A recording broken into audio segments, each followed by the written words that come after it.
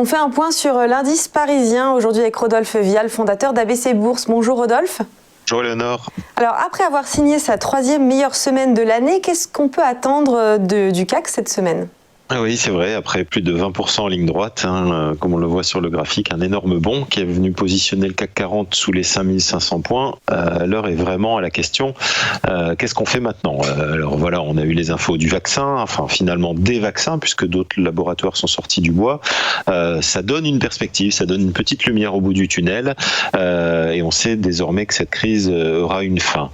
Maintenant, on est soutenu dès ce matin, là on a un CAC 40 qui ouvre en hausse de 0,94% à 5430 points, c'est ce qui était attendu avec les futurs. On profite notamment d'une bonne situation en Asie. Alors, que ce soit en Chine ou au Japon, on a eu des bons éléments ce matin. Tout d'abord, en Chine, des indicateurs économiques plutôt impressionnants, notamment la production industrielle qui se redresse nettement, plus 6,9% sur un an. Elle était attendue à 6,5%.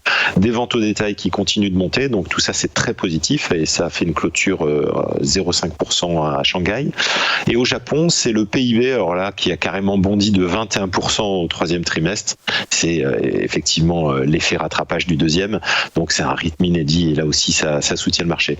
Donc voilà, beaucoup de choses qui viennent d'Asie et il faut souligner, j'allais l'oublier, un accord de libre-échange énorme entre 15 pays de la région Asie-Pacifique, qui est notamment porté par la Chine et qui devrait être créateur de richesses dans le futur pour toute cette zone et qui exclut notamment les États-Unis. Donc c'est assez important.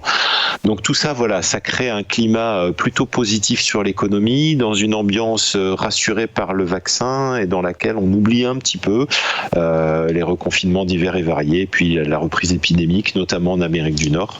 Donc voilà, pour l'instant, des investisseurs bien disposés. Techniquement, qu'est-ce qu'on peut attendre ?